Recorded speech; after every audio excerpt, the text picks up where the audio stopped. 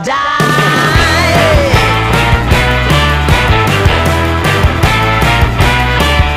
Hey, swing those hips around. Can't stop, won't back down. Ito tayo ngayon mga idol sa sa Rossi, yung branch ng Kalilangan Bukidnon. Mag-update tayo ng Rossi Macho 125. Ano na ba yung installment price nito, magkano yung down payment niya, at syempre kasama na dyan yung cash niya. Kung magpatuloy mga idol, syempre pwede naman palike mo na ng video natin, at syempre mag-subscribe ka na rin para lagi kang updated. Sa mga idol, nasa harap na natin itong color blue mga idol na Rossi Macho 125. Pre, bago natin ikutan ang motor na ito mga idol, alamin muna natin yung engine specification nito. So binubuo ito ng 125cc 4-stroke single cylinder, tsaka ito ay push rod or OHV or overhead valve ang motor na to. Carburetor type, at meron itong starting system na kick and electric start. Equipped ito ng 5-speed manual gearbox. So ito sa head niya, makikita natin dito is nakalagay dito yung Macho, tapos naka-combination lang siya ng blue sea blue, tapos blue sea white, at saka blue sea black. So napakaganda ng cowlick. Euro 3 na rin ito. Headlight niya mga idol is naka square type. So bulb type pa lang mga ludigoy ang headlight niya. Kabilaan ng signal light niya mga bulb type din. Tapos ang maganda dito is flexible siya mga idol. So hindi siya basta-basta mapuputol kahit masagi pa or mabangga pa ito, kasi nga ito ay flexible. Dito sa bandang baba niya is meron ito butas-butas mga idol, ito 4. So good po ito sa aerodynamics para lusutan ng hangin in case na nasa high speed ka na. Dito naman sa baba, ito yung emblem talaga ni Rossi. Tingnan naman sa suspension niya, ginamitan siya ng telescopic fork suspension, tapos may rubber din siya. So, tapos may reflector na rin siya dito mga idol. So dagdag visibility ito kapag gabi. Pagdating naman dito sa fender niya, stainless na. So napakaganda kasi upgrade na si Rossi sa braking system niya. Mechanical trailing drum brake. Yung sa gulong, sa size nito is 2.75 by 17. So standard siya, at saka mabilis hanapin pagdating sa market. Ito yung tanke niya. So naka blue siya. Very lightened siya mga idol. Makikita natin kaagad yung pangalan ni Rossi. So ito. Wala siya gaanong mga decals maliban sa Rossi. Tapos nakakulay siya ng, so combination siya ng blue, yellow, tapos may black.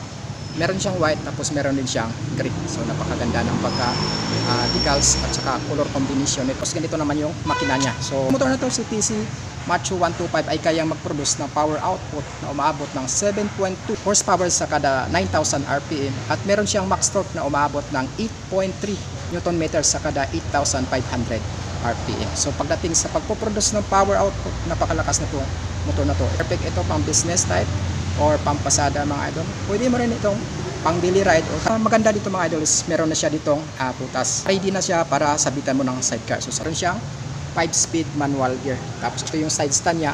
So wala pa itong safety features katulad ng ibang motor na meron siyang side stand switch. Sa gilid mga idol, ito yung alagayan ng battery sa loob. So nakalagay lang dito R Macho TC 125. So napakaganda ng pagkakulay niya. Chain, may cover na rin. So ito siya.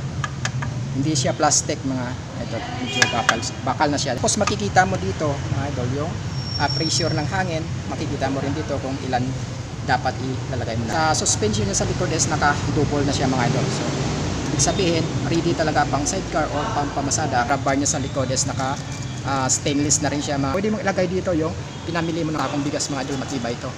Tapos pagdating sa upuan niya mga idol, ito. So hindi naman siya dulasin at hindi naman siya gaano rough. So napaka perfect nito kasi makapal siya. Tapos mga idol, bukod sa makapal siya, napakaganda nito sa low ride, hindi mangangawit yung puwet mo. So kahit anong texture ng ng pantalon mo dito is pwede. Pagdating naman dito sa likuran niya mga idol, ito sa tail light niya has naka box type, ito halogen bulb type pa rin, o flexible. So hindi siya basta-basta mapuputol kapag nasagi or napabangga. Dito sa likod niya, ito yung lagayan ng plate number mo. Pag naka-register pa yung plate number mo, ito pa lang yung niya nakalagay. So niya sa fender niya is same pa rin, naka-stainless ito. Tapos may extension siya dito na na plastic para sa dumi, para hindi matalsikan yung angkas mo. Dito sa gulong niya, so meron size ito na 3.00 by 17, so standard pa rin. So medyo malaki lang ng konti dito sa likod kumpara dun sa harap. King system niya dito sa likod, same pa rin, naka-mechanical trailing drum brake. Tapos ito naman yung muffler niya. So ang maganda dito sa muffler ni Rossi mga idol, malaki yung niya, yung exhaust niya talaga hanggang dito sa dulo niya. So buong buo talaga yung boses niya. Tapos ang napakaganda dito, meron siyang heat guard. So itong heat guard na to is protection to sa mga angkas mo or sa OBR mo, na hindi siya basta-basta mapapaso. So ito naman yung suspension niya sa likod. O ito, dalawa magkabilaan. Tapos dito naman nakalagay yung air cleaner ng motor na to. So itong si Rossi Macho TC125. Sa meter panel niya is naka analog type pa lang siya. At makikita natin dito yung pangalan ni Rossi talaga. Andito rin yung odometer saka speedometer. Ito yung speedometer niya 0 to 120 kph. Tapos yung turn signal lights niya ito. Tapos yung neutral niya, low beam, high beam indicator. So ito, turn signal lights niya. Tapos pag ito, dating dito sa taas is gear indicator. So ito yung susian niya naman mga idol. So traditional key lang siya. Pero pwede mo naman i-lock ito kapag in case na iiwan mo sa daan na wala gaanong tao. Switches niya naman, makikita naman natin dito banda sa kaliwa. Andito yung beam and low beam switch niya. Tapos may turn signal lights. At syempre dito yung horn niya or busina. Tapos sa kabila naman, dito sa kanan, andito makikita natin yung headlight on off. Tapos meron siyang hazard mga idol, so napakaganda. Tapos andito yung electric start ng mga lubigay. So ito yung maganda sa Rossi. Kung sa may electric start siya, hindi winala ni Rossi yung kickstart niya mga. Ano tayo mga idol sa mas exciting part, review na to. So alamin natin kung magkano na ba ang motor na to, itong si Rossi TC125. So ito na yung price ni Rossi TC Macho 125 mga idol. So meron siyang cash price na umabot ng 43,500. Tapos may down payment siya na 2,000 mga bigoy.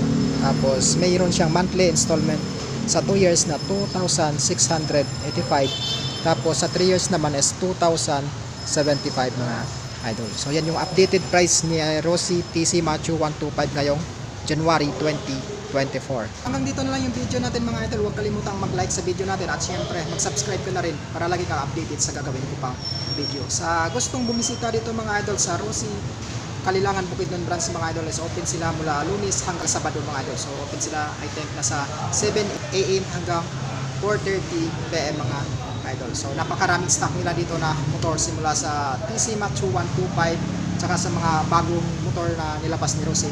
Meron na rin dito sila available mga. Kalimutang i-like at i-follow mo rin ako sa FB page sa mga idol. So this is Bukidnon Vlog TV. Ride safe at ingat palagi.